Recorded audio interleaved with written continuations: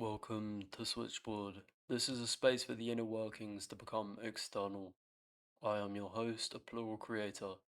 I'm navigating life, art, existentialism, and the absolute nuances of dissociative identity disorder. This podcast blends poetry, internal monologues, and my life as a system of 65. This is a channel for deep listening and unfiltered rambling.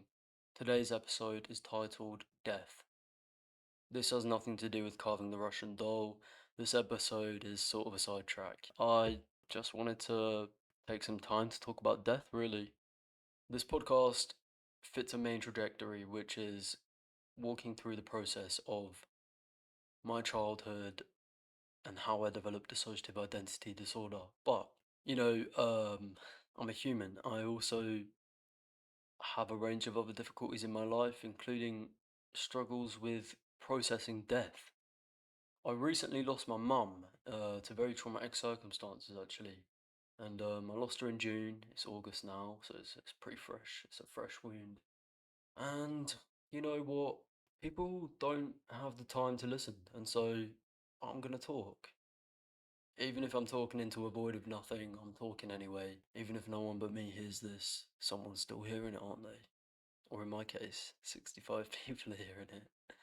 So yeah, as I say, this is a bit of a sidetrack, but this is a space for me to share what goes on inside my head, what goes on inside the head of someone with 65 personalities, someone who's lived through chronic trauma, someone who lives with OCD, all these things, right?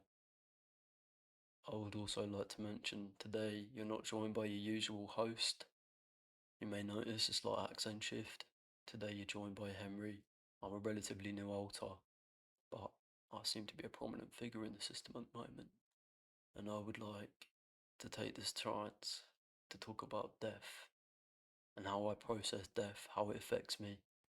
And now, throughout this discussion, you won't just hear from me, you're going to hear from a few others in the system, not directly. I'm not going to switch on the podcast, but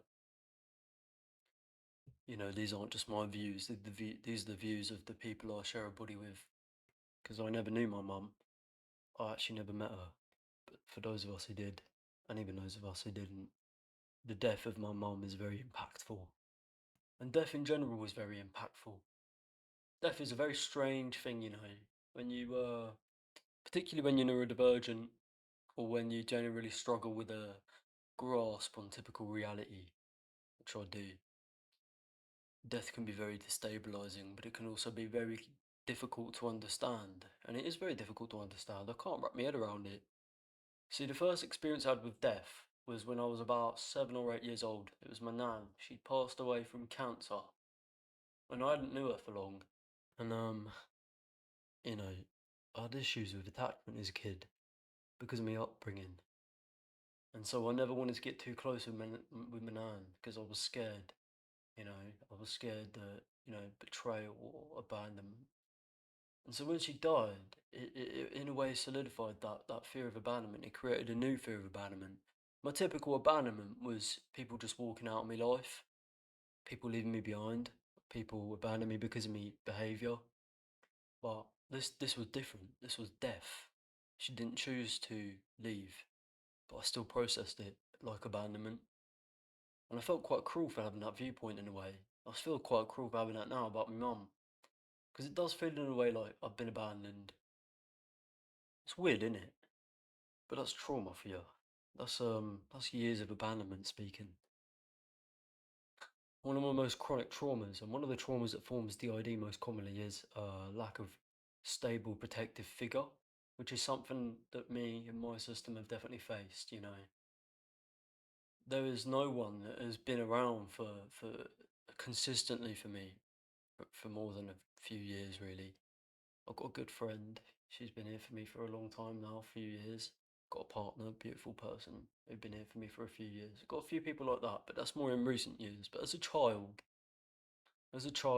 every placement I would have that would get broken down due to abuse or my behaviour in quotations, because it was never really my fucking behaviour, was it? It was my reaction to abuse or the previous traumas I'd faced. Well, every placement that I had to leave, I had to leave the people behind as well. You know what I mean? Like people didn't stay in touch. I did try to grasp on those connections sometimes. I still keep in touch with a few people that I've lost throughout the years. In a way, I processed abandonment the same as I processed death because of the way because of the way I've been abandoned. It was as if that person had literally just died and I'm never going to see them again. Suddenly, someone who you had a great connection with and who protected you and kept you safe, who you loved, and I loved people so dearly. I really did. I hold people in my life very highly. See, I don't have particularly, other than my mum, I didn't really have any family in my life. I still don't. Not my real family, at least. So I picked my family. My friends mean the world to me. They mean the fucking world to me. I would do anything for my friends because they're my family. I'm constantly telling people how much I love them, and I'd do anything for my friends. I love my friends to bits.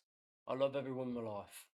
But I've lost my train of thought here. You know, when people would walk out, that was I process it like death because it just felt like to me, if someone's meant something to me at one point, they're always going to mean something to me, even if they betray me. They'll mean something different to me, but the person they once were to me will always stay alive within me, if that makes sense.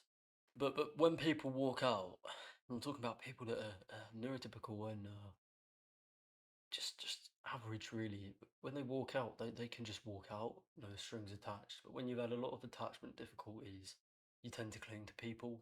I have an anxious attachment style, which means I really do bloody cling to people. You know, there have been times in my life where I physically will hold to someone if I think they're going to leave me.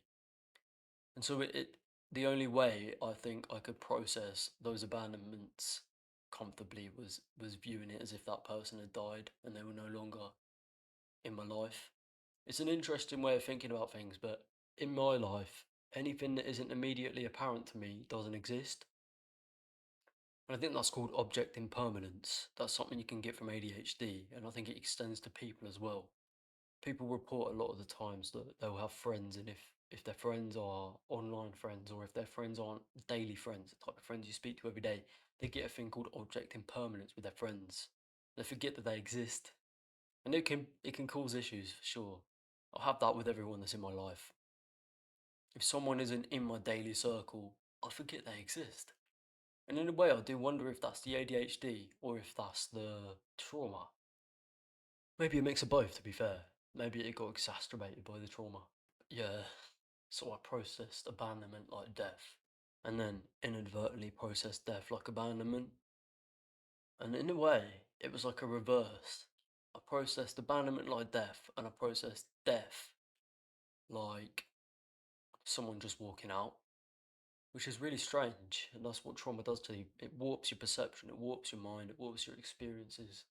Nothing can be typical, and when you've lived through things that are completely destabilizing, when you've lived through things that give you no chance to get a grasp of a reality that's safe or normal, or get a grasp of a typical reality, you don't form reality. You form kind of snippets of what you're fed throughout your life.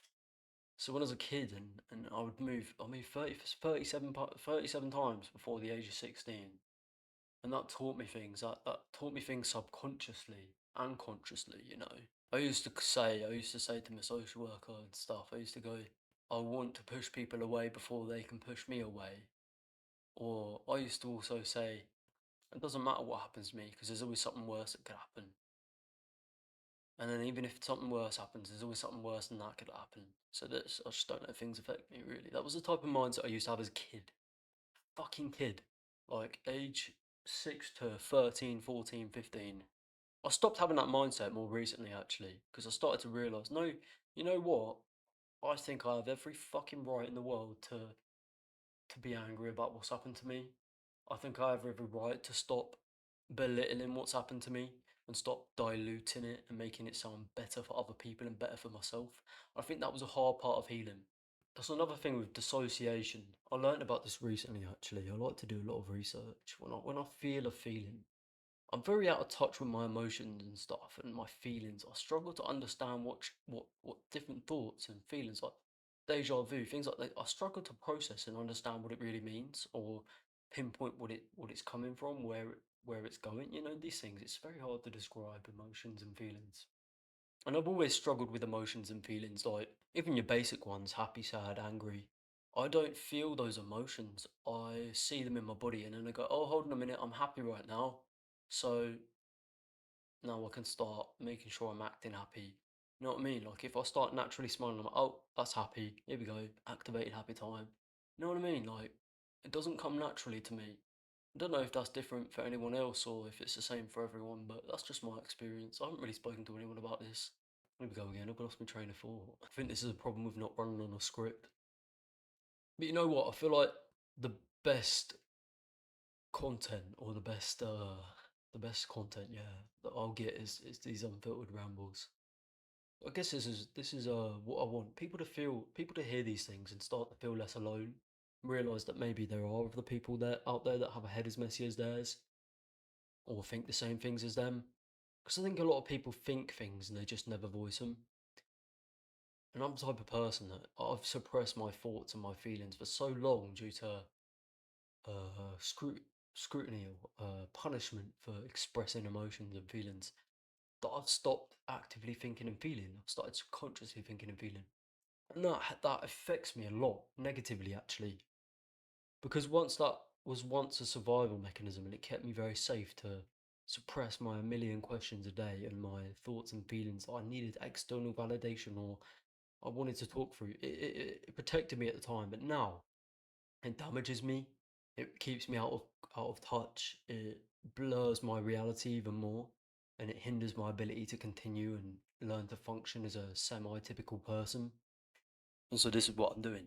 I'm speaking out loud because I've kept it in for so fucking long, and I don't have abusers to adhere to anymore. So I can, and I will. And if anyone out there is thinking, feeling the same, anyone relates to these nonsensical ramblings, well, I'm happy.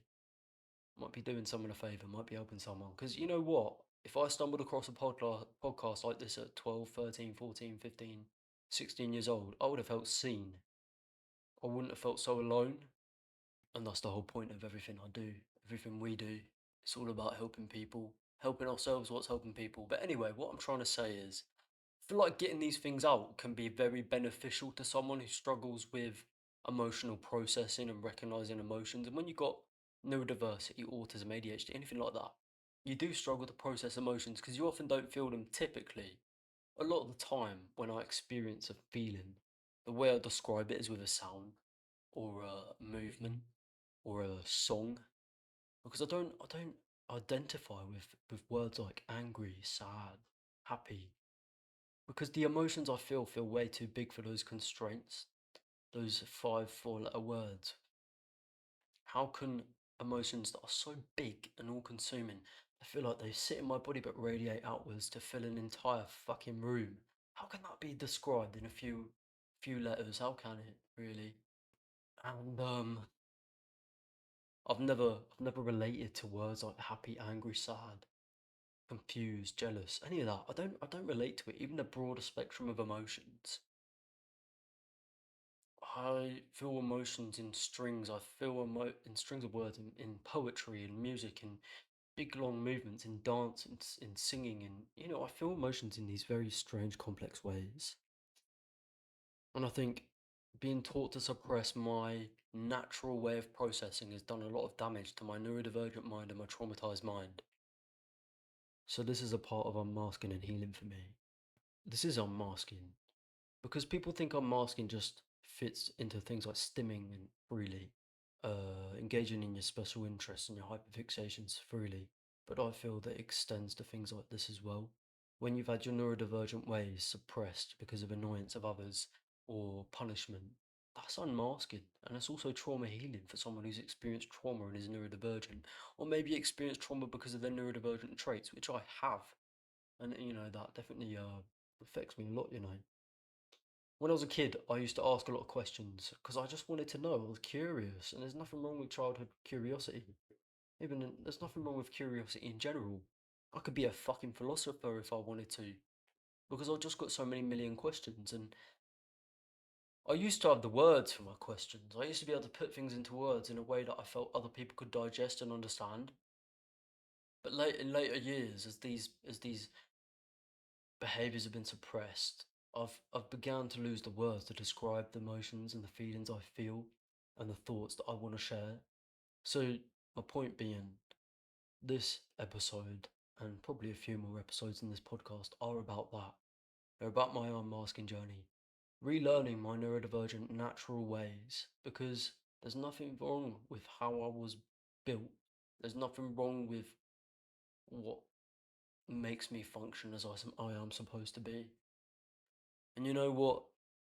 I'm very I hate capitalism. You know what I mean? Like generally, that sounds a bit broad, but I'm very anti-capitalist, and I actually do believe that little things like this, rejecting that everything has to be quick. This is why we fit words and like big complex emotions into labels like angry, happy, sad. It's for a rush. It's so we don't have to sit here for hours describing our emotions, expressing our emotions in beautiful, complex ways like we were built to do. It's so we can fit them into boxes, get them done, bury them, and be done. We're taught as well to bury any emotion that isn't positive.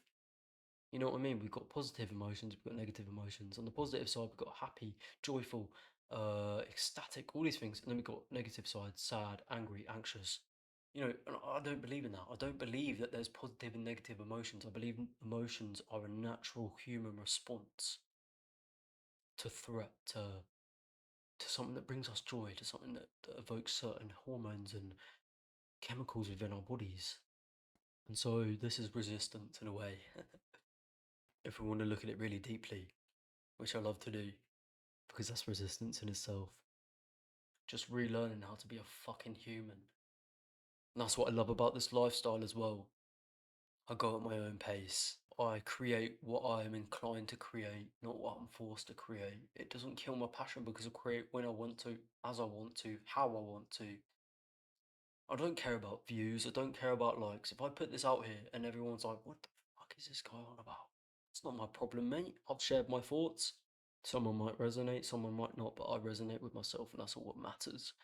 So you know what I mean? It's like, I love that. I love this idea. I love this concept. But back on to death. I process death in a very obscure way to what the typical person might experience death as. And grief in general. I have experienced death a few times in my life and it's never been particularly close to me. And without sounding cold, I've never been this affected by death, which does sound cold. It does sound messed up, but that's my dissociative mechanisms, really. I've been able to push death away, been able to go, right, yeah, this doesn't affect my immediate life, so I'm allowed to continue and act like it didn't happen. I don't have to process it. But when it comes to my mum, that's my mother.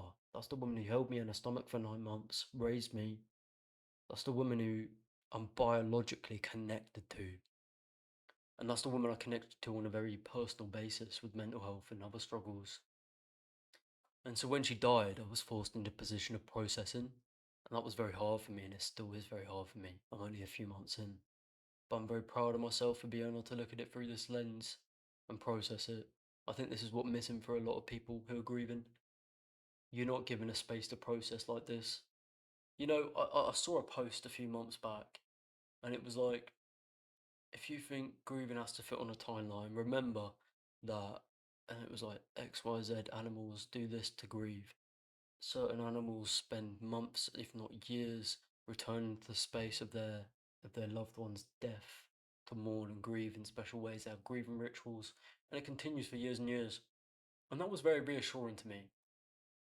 I don't know what it is, but I've always really connected with animals and animalistic behaviors. Cats, and in particular, cats. I've always related to cats. And so that resonated with me, hearing about how animals process grief. That brought me more reassurance than anything else I've heard, sort of to help grievers. You know what I mean? Like that really helped me. I thought that was quite beautiful. And so this is me grieving in my natural way, my animalistic way. Because this is exactly how I want to grieve, and this is how I'm grieving. I'm processing out loud, and that's okay. Grieve exactly how you want to, how your body tells you to, how your mind tells you to. Ask these questions, even if you may never get answers. because not everything can be answered in life. In fact, nothing is answered in life when you really think about it, right? Science, religion, anything can sort of explain things, but nothing permanently explains things. Nothing solidly explains things. There's always unanswered questions. You can just choose to feel satisfied by an answer. But that's what I like about deep thinking. I can choose to be satisfied by the answers I come to, or I can just ask these questions and process without answer. Not every question needs an answer. And so, yeah, when my mum died, it was a fucking gut punch. The woman who raised me somewhat, because she wasn't always there, that close at least, suddenly gone. And every other death I've experienced, my cousin, my granny, it was deaths that were kind of out of my immediate circle when I was quite young when I experienced them.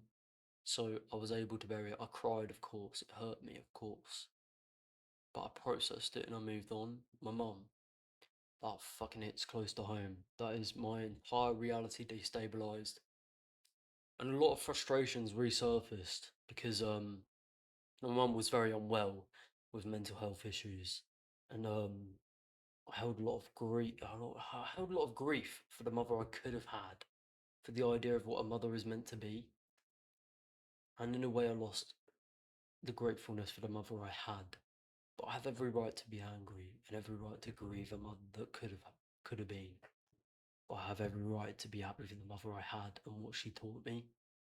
I think two truths can exist at once: pain, but also knowledge, learning, trust. Everything my mum gave me is beautiful and sacred to me, and I cherish it. You know, a lot of people thought my mum was absolutely batshit mad, and you know what? By a clinical textbook, yeah, she may have been, but I might fucking be by a clinical textbook or a social standard. But I don't really believe in mad. Because even through my mum's darkest moments, even through my mum's most nonsensical moments, I saw sense in there, you know what I mean? Like, at times I actually thought my mum might have DID as well. And honestly, I wholeheartedly believed that there's a very prominent possibility. She presented to me as an altar on one occasion. She said to me, "Hello, my name's Wanda," in a Jamaican accent. And when she would have these episodes where she would speak in this Jamaican accent, everybody thought she was gone fucking bonkers.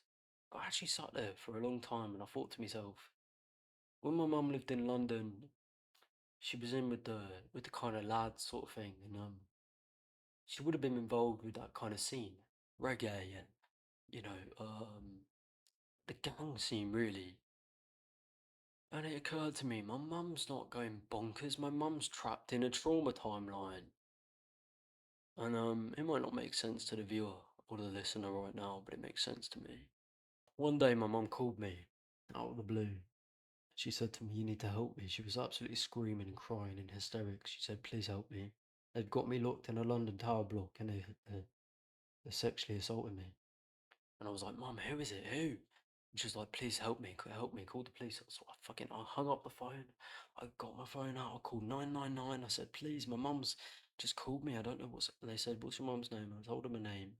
They go, "Mate, she's sitting at home. She's fine. We've seen her a few hours ago." And they said to me, "She's having an episode." And I sat there and it absolutely broke my heart. Because this woman that they labelled crazy and decided to leave to it wasn't crazy. She was living in trauma. This was trauma. She was having a flashback. But someone said to me, "What an honour it is that with everyone in the world, your mum chose to call you." And people might find this obscure, that the relationship with my mum was never a mother-son relationship. It was more of a, I don't even know. It was a relationship that doesn't fit any typical descriptor. That wasn't really my mum. She mothered me, don't get me wrong, but she was uh she was like a friend. I trusted her, she trusted me. She called me because she knew I wouldn't just say she was crazy. She knew that I'd understand because she knew I'd been through similar things. And I tell you what, I'm fucking honoured to be being called. It was traumatic, don't get me wrong. It was very traumatic. Hearing my mum screaming and crying down the phone like that. That would traumatize me to hear anyone in that state, really. That level of distress, utter panic and fear, like the type of crying when you really do think you're going to lose your life, sort of thing. That was the cries I heard from my mum, and that hurt. But I'm honoured. I'm honoured to have been trusted to that degree. And I'm very proud of myself for that viewpoint. But don't get me wrong, I believe in the coexistence of the trauma I faced from my mum and the love and the trust that I faced from my mum. One of the last conversations I had with my mum actually was her thanking me for just being me and thanking me for understanding with mental health. And this is why I don't give a fuck what someone's presentation is. People often disregard someone who might have a socially cringe presentation, a crazy presentation, but I just do see they're not crazy, they're not cringe, they're traumatized, they're mentally unwell. It's actually it makes a lot of sense. It's not nonsensical. It's not delusion. It's not crazy. Well, technically delusion, but you know what I mean. They're not just batshit crazy. They make a lot of sense when you sit here and think about it. And I always saw that with my mum, and she saw it with me. I'm very, very fucking grateful for that. But all these emotions, they are provoked when I'm processing my mum's death, and these kind of feelings and these kind of relationships are beyond the typical human perception.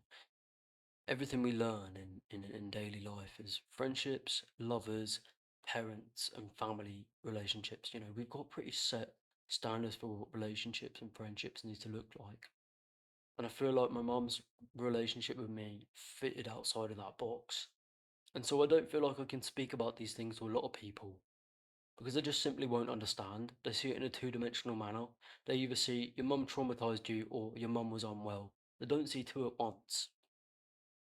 They don't see my mum through the illness, whereas I do.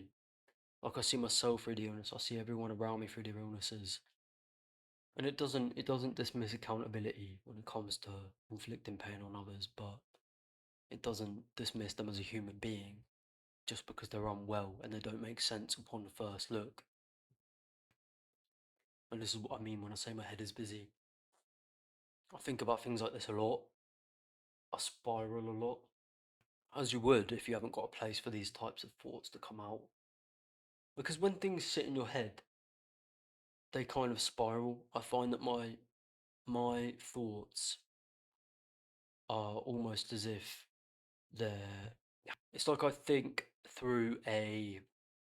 If my thought processes were a book, yeah, it's like reading a book through some murky water. But when I say things out loud, the murky water suddenly disperses and I'm just reading a book. You know what I mean? And that's what I enjoy about this opportunity, just to get it out. That's what I say. That's what I mean when I say I don't give a damn if someone watches this or someone doesn't. I'm grateful to get my thoughts and my feelings out. And if someone resonates, that means the world to me. I have people approach me every so often and say, thank you for what you do. Thank you for being open and honest. I just really don't understand the concept of TMI or you can't share this, you can't say that. I've been very open about living with herpes, and some people are bewildered by that. Some people say that's not socially acceptable to speak about. When I say yes, it fucking is, mate. 80% of the population lives with herpes.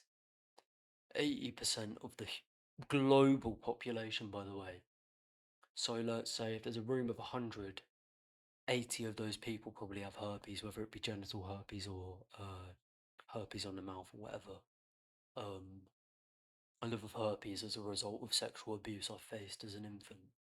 And so that I have absolutely zero shame or zero understanding of why that isn't okay for me to talk about. And the same goes for these things and every other thing that I share about. I don't see a reason why not. Nothing's TMI, nothing's too personal. And people say that a lot, and they mean it when it comes to light talk. But tell me everything, mate. Tell me everything. I'm here for it. I honestly think capitalism is the cause for the suppression of these deep conversations. You know the saying, it takes a village to raise a child. I think it takes a village to heal someone as well. I don't think it takes a village to just raise a child. I think it takes a village to raise a person and to house a person. And that may be the communist in me speaking, but I do honestly believe that capitalism is the cause of this suppression of these types of conversations. I think that back in the day we might have sat down and spoke about these things, and it would have been nice to have. I really enjoy external input. I enjoy these deep conversations. It's my favorite hobby, my favorite pastime. Whether the contents of the conversation be things like this, or whether it be your favorite movie. I don't care. Let's go on a deep dive, mate. I love it. Let's go on a journey. Let's talk about this. Let's look at it with a three-dimensional, four-dimensional view. Let's look at it a bird's eye, third person, first person. You know what I mean? Like, I enjoy it. It brings me genuine joy, and yeah, I just love it. I love it. These are my favorite things to speak about: the unspeakable, the confusing, the things you never get an answer to. Because it's okay to ask a question without an answer. It's okay to speak with no response. I love it. I love it. Right, I need to go for a piss. I'll be right back, guys. Hello, my friends. I'm back. I'm just gonna roll myself a cigarette because I'm a nicotine fiend. I honestly think the biggest issue with mankind currently is an inability to slow down. And you know what? It's actually quite crazy because I'm someone who is very fucking fast, internally and externally. And I'm constantly in a rush. I don't know if it's the ADHD, the trauma, the DID. I just love to rush. I love to be constantly doing something. I think if we all just slowed down for a minute, enjoyed the little moments without the worries of things like rent and when you're gonna have your next meal, if you're gonna have your next meal for that, and all these things, life would be so much more enjoyable. You know, death taught me a lot about life as well. It taught me that life can end at any point. I used to have this blasé mentality where it was like, it don't matter if I die because for one, I thought I couldn't die. When I was heavily addicted to drugs, I really wholeheartedly believed that I couldn't die. And the death of my mum, has created death as a possibility in my mind, a tangible possibility. I've written a lot of poems about that. Believing you're invincible, whether it be in a direct way or simply not viewing death as a tangible thing. I only thought that I could die of old age for the longest time, and that really fueled my drug addiction because it gave me no reason to stop. Really, one of the main reason people quit drugs is because they're scared that they could die, they could overdose, and otherwise, the effects it's having on people around them, the people they love. So that was a reason as well, but the main reason was like I overdosed and I realised, oh fuck. My addiction worker said to me, I really thought that was the end for you, that. In my recent drug stint, my addiction worker said that to me. I was like, yeah, maybe I need to pack it in. Maybe I need to call it a day. But what's really helped me stay sober is the possibility of death becoming more real. For a long time, I really did believe that I was simply invincible. I thought I was the main character, and that because I hadn't died yet, and I had so many overdoses and near calls with death, I simply couldn't die. And part of that was due to the trauma I've faced. Because I've kind of just learnt that if I hadn't developed DID, or if DID hadn't have saved me, I probably wouldn't be alive, quite simply. Probably would have died from some stress-related illness or a direct death as a result of the abuse. And when I realised that, it was like, yeah, yeah, death is real. And but for a long time when I didn't realise that, that kind of fueled the drug addiction and the playing with death. I stopped looking both ways when I would cross the road because I just think it can't happen to me. It just can't happen to me. I couldn't die. And so my mum dying was a reality check that I fucking needed. And it hurt. It really did hurt. But in a way, I'm grateful for that. Which might sound really twisted, but I am. And when my mum died, I didn't have the reassurance of religion. I used to be a Christian when I was a kid, due to some of the abuse I faced. And other than that, due to me Romani heritage, I had quite a connection to the more spiritual side of things, you know what I mean? Like tarot and spirits and all these things, angels, things like that. That was something my mum taught me as well, and she passed tarot to me, some of our kind of cultural ways. I've never been a traditional traveller, but I felt proud of my heritage. I want to honor my heritage because I'm very angry about what happened to my ancestors. Now, this is a major sidetrack, but it relates to my feelings around death. And so, but I avoid religion. My point is, I avoid religion. I avoid spiritual beliefs because they desettle me and they put me in a dangerous position due to my history of psychosis and anxiety, OCD, my OCD spirals. Religion becomes a compulsory behavior for me, a reassuring behavior for my OCD spirals. So when I would spiral about the world ending, that was one of my big ones when I was a little teenager. Religion saved me from that because I believed that I would not that it would be fine if the world ended. I'd go to heaven. I don't believe in any of that shit anymore. Well, no offense, I don't mean to say shit because I don't want to be offensive to anyone who is religious. I respect your religions, but I don't believe in it for myself anymore. And quite frankly, it's not safe for me to believe in these things. So when my mum died, I didn't have the assurance that other people have of. I think other people process death through religion as an almost escape from the reality of death. Because when someone believes that this person's going to a secondary place, they don't have to accept this person is actually gone. They can just accept this person's gone to a secondary place. So they're still somewhere, just not within our reach. And they'll be within our reach one day. Now, I don't believe in that necessarily, not wholeheartedly or not consciously. And so I didn't have that reassurance about my mum. And this is what makes me process it very analytically. And you know what? I don't know what I prefer. I don't know if I prefer the reassurance that my mum's sitting in heaven now, just enjoying her time, probably having a sing song with Amy Winehouse and a glass of wine. Or if she's just nowhere. I don't know what I prefer, if I'm honest. I do know one thing though. A few weeks ago, or a week or two ago, I have no concept of time. I was sitting in my flat. I was making these flyers for my mum's memorial exhibition that I'm doing. And as I was making them, I started to hear my flat surrounded by this beautiful choir of the song Price Tag by Jessie J. And if you don't know that song, it goes, it's not about the money, money, money. We don't need your money, money, money. We just want to make the world dance. Anyway, that's enough of that. But that's what I started to hear, surrounding my flat. Some kind of beautiful choir. It honestly, it uplifted me and it sat with me until this day. It'll probably sit with me for life. So I went outside. I said to my partner, I need to go see what this is about. So I went outside, and outside on my doorstep, a daughter, a mother, and a father busking on the street, singing Jessie J price tag. I went to the cash point, I got out a tenner, and I put it in their little hat. I said, thank you so much. You've just played one of my mum's favourite songs from when I was a kid. And that I processed as a sign, so to speak. I don't think you have to believe in anything Jesus, God, heaven, hell, afterlife, reincarnation to accept things as a sign.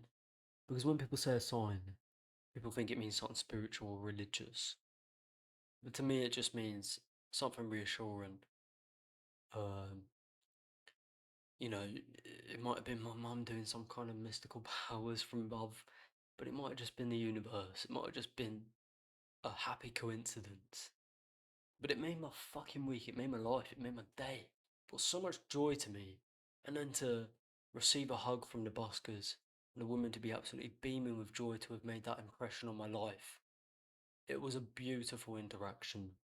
And I'll be grateful for moments like that for the rest of my life, regardless of my religious views or my views in general. I'll always be grateful for moments like that. My mum will always be in my heart and in my mind. And I remember my mum for who she was without the illness. Like you remember someone who's died from cancer for the person they were. or the cancer left them dying in a bed with no hair. You know what I mean? You remember the person, not the illness. And I honestly think the way that the world looks at mental illness nowadays is linked to misogyny. Because mental illness, especially things that nowadays, things like schizophrenia, bipolar, BPD, these in the back in the day were viewed as female hysteria. I've seen other people speak about this. They believe BPD is the modern label for hysteria. I don't know about BPD in a specific, but I do think a lot of mental illness is treated as that. And you see it in the news and stuff. Fucking politicians trying to act as doctors, mate. Stay in your role. Stay in your fucking role. Trying to say ADHD is a myth, autism is a myth. All these labels are excuses. No, they're not. No, they're not, mate. They're just an explanation. I've gone on a massive side tangent here. Massive side tangent. But as I say, I viewed my mum almost as two people. The mentally ill person that presented in front of me, and the mum who, down to her literal last days, mothered me. The last message I ever got from my mum was the hug emoji. You know, the hug emoji.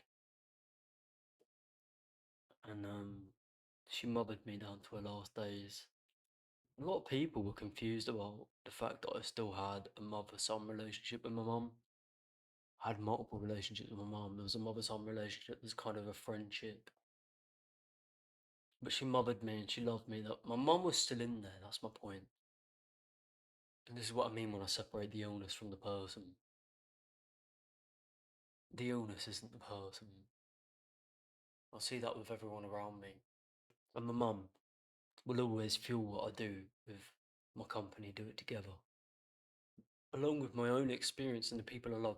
As I say, I view my friends and the people in my life higher than anyone. I view them with the utmost respect and love and passion. I care about people more than words can describe. And this is what fuels my passion. Because I'm sick of people being brushed under the carpet, being labelled as mentally ill and disposed as mentally ill. See, someone didn't see that in my mum. Someone didn't see the mother of six still in my mum, whereas I did down to her dying days, and always will, forever, now that even she's gone. And that's what I want to change.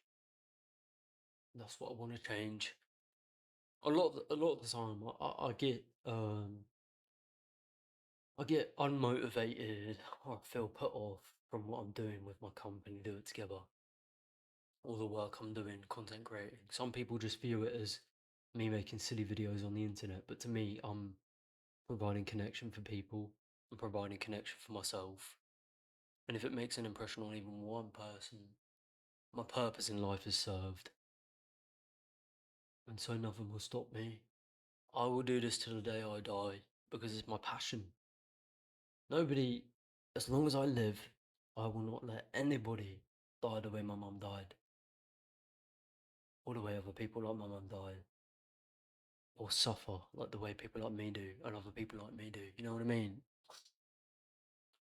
My goal in life is to just provide solidarity, zero judgment. I don't care if if society deems someone as cringe, who gives a damn? What the fuck is cringe? We're all on a floating rock, living by a language that we made up and rules that we made up. Cringe doesn't exist in my language. Get out with it. You know what I mean? Like, I see people for people, and I think everyone should see people for people. I think everyone needs to slow down and look at people, build connection, make space for these conversations and these thoughts and these feelings, because I do. And on that note, a bit of a harsh stop, but I'm gonna say goodbye for today because I'm almost at an hour of footage, and I've had enough. Thank you for tuning in to Switchboard. For now, we're gonna say goodbye. Thank you for listening. Don't forget to like, subscribe, leave a comment, leave a quick review on my page, download the podcast. Share your thoughts and feelings with me over on Instagram at Did It Together.